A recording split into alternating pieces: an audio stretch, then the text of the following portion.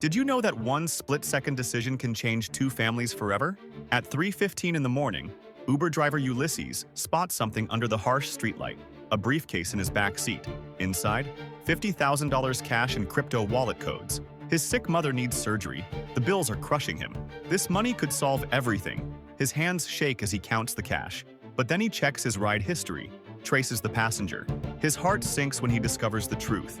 It's a cancer patient's medical fund, a desperate family's last hope. The internal war begins. His mother's life versus his conscience. Desperation versus doing right. He makes his choice.